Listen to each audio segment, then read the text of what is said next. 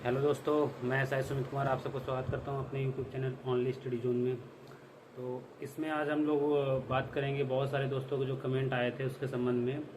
तो मैंने सबके कमेंट लिख रखे हैं, फ़िलहाल एक एक करके सबके कमेंट पे डिस्कस करूंगा। काफ़ी लोगों ने कमेंट किया कि मुझे प्रैक्टिस सेट कब से लगाने चाहिए या प्रैक्टिस सेट कब से सॉल्व स्टार्ट करने चाहिए। तो पहले मैं इनके कमेंट पे आ जाता हूँ जिन्होंने ये पूछा था कि प्रैक्टिस सेट मुझे कब से सॉल्व करना चाहिए। तो देखिए, प्रैक्टिस सेट आपको जो लगाने का सही तरीका है, प्रैक्टिस सेट आपको जब आपका सिलेबस कंप्लीट हो जाए देन उसके बाद प्रैक्टिस सेट सॉल्व करें। उसमें क्या है कि आप एक फ़ायदा ये रहेगा आपको कि जब आप सिलेबस पूरा कंप्लीट कर लेंगे तब प्रैक्टिस सेट लगाएंगे तो आपको क्या है कि चीज़ें आएंगी जब, तो कॉन्फिडेंस लेवल आपका बढ़ेगा। अभी क्या, अगर मान लो आपने कुछ भी नहीं पढ़ा, प्रैक्टिस सेट लगाते हैं, चीज़ें नहीं आएंगी तो आप क्या होगे, डिमोटिवेट हो गए। पहली बात तो ये है।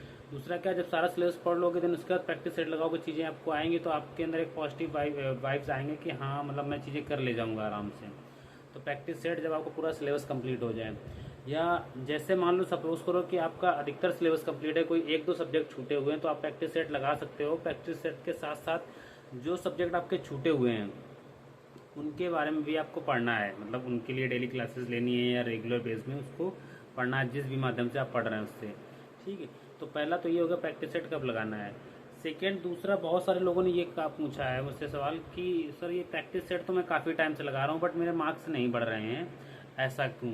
तो ऐसा मैं आप लोग बता दूँ, मान लो आप लोग जिन लोगों ने भी प्रैक्टिस सेट लगाना स्टार्ट कर दिया, ये लगा रहे हैं, तो जितने आप लोगों ने प्रैक्टिस सेट अभी तक लगाए हैं सब प्रैक्टिस सेटों को आप एनालिसिस करो। आप सब देखो, सब चीज़ों में उठाकर एक डायरी में अपने नोट डाउन करो किस किस प्रैक्टिस सेट में क्या क्या कमी आपने की है, और अभी तक जितने प्रैक्टिस सेटों में जो भी कमियां थी सारी कमियां आप अपनी नोट कर लो।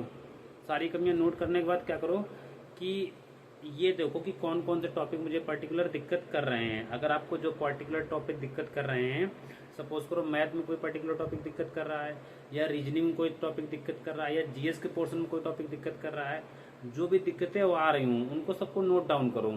ठीक है, उन पे काम करो। जब आप उनको पढ़ोगे अच्छे से, उन जो जो भी आपके वीक पॉइंट्स हैं, वीक पॉइंट्स आपने नोट कर लिए, जब उन पे काम करोगे देन उसके बाद फिर प्रैक्टिस सेट लगाना। तब तक के लिए प्रैक्टिस सेट रोक दो एक हिसाब से, या मतलब अगर लगा भी रहे हो तो लगाते रहो, लेकिन जो आपकी कमियां निकल के आ रही हैं उन पे भी साथ में काम करते जाओ।